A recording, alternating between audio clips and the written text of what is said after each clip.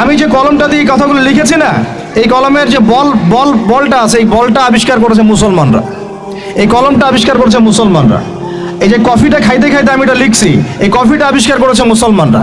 এই কাগজ, এই যে আপনার দফতর, চেয়ার, এই টেবিল, মানে আপনি যেগুলা দেখতেছেন সামনে, যা সামনে দেখতেছেন আপনি, সবই মুসলমানদের।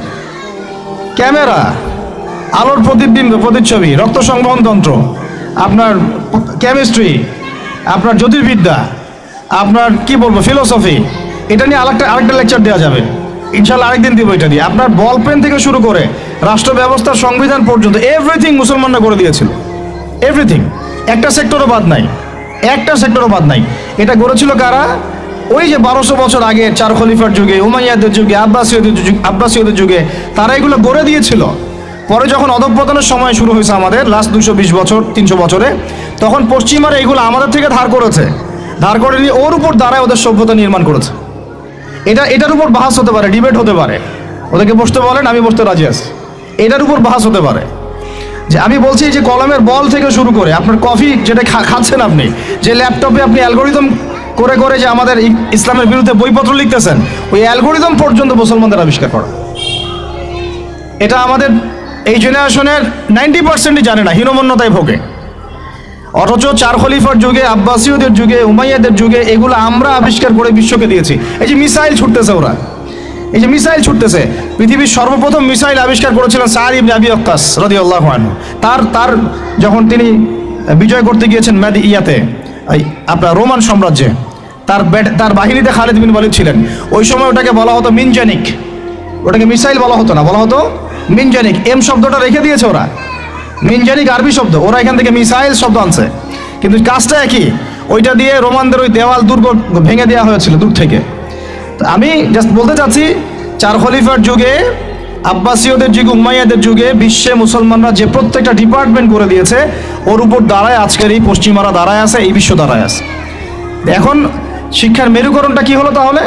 লাস্ট 220 বছরে শিক্ষাটাকে ভাগ করে ফেলা হলো, যে তোমরা যারা দাড়ি টুপিওয়ালা মানুষ, তোমরা যারা ইবাদত বন্দেগী করতে চাও, তোমরা পড়বা কোরআন এবং হাদিস, তোমরা পড়বা উসুল, ফিকহ ইত্যাদি ইত্যাদি।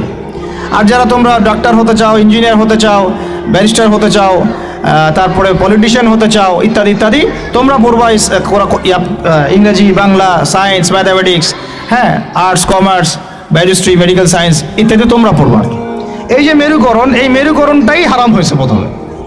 এটাই একটা বাজে জিনিস হয়েছে শিক্ষার মধ্যে। কখনো মেরুকরণ ছিল না, বরং ওমর রাদিয়াল্লাহু আনহুকে আপনি দেখেন, ওমর রাদিয়াল্লাহু আনহু একজন ফকি, একজন হাফেজ, একজন আলেম, একজন বিজ্ঞ খলিফা, পাশাপাশি একজন রাষ্ট্রপ্রধান। এবার আমাদের এগুলো বললে তো ওনারা রাগ করে।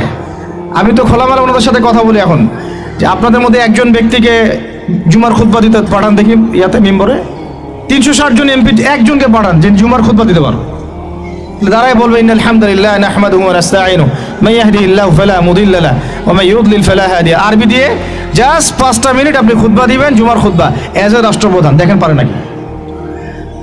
1200 বছর যিনি খলিফা তিনি খুতবা দিয়েছেন, তিনি ছিলেন ফকিহ, তিনি ছিলেন আলেম, তিনি ছিলেন বিজ্ঞ পণ্ডিত, তিনি হাফেজ।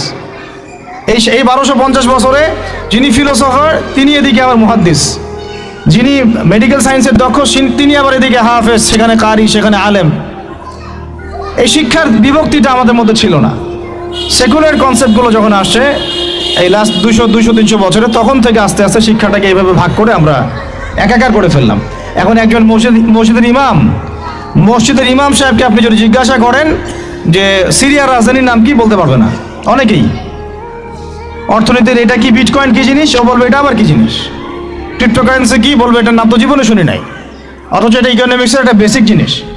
ইনফ্লেশন কি দেখবেন অনেকেই বলতে পারতেছে না, কিন্তু সে দাওরাত হাদিস পাস করেছে, ইফতা দিয়েছে, তাখাসসুস করেছে।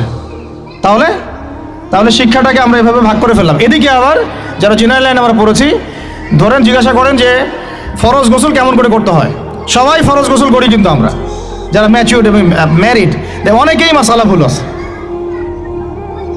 অনেকেই পর্দা করে, পর্দার ফরজগুলো বলতে পারবে না। নামাজ, সবাই নামাজ পড়ে, নামাজের আরকান আহকামগুলো বলতে পারতেছে না। আমাদের এই যে ইয়াং জেনারেশন যারা স্কুলে, কলেজ, ইউনিভার্সিটিতে পড়েন, আপনি সবাইকে ধরে ধরে ধরে ধরে অজুর খালি 4টা ফরজ জিজ্ঞাসা করেন, অজু 4 ফরজ কি বলো দেখি, দেখবেন বলতে পারতেছে না। তো এই যে অবস্থাটা, এটা কি আপনাদের কাছে মনে হয় এমনি এমনি হঠাৎ করে হয়েছে? নো, এটা বিগত 100-200 বছরের ওদের মেহনতের ফসল। আর আপনারা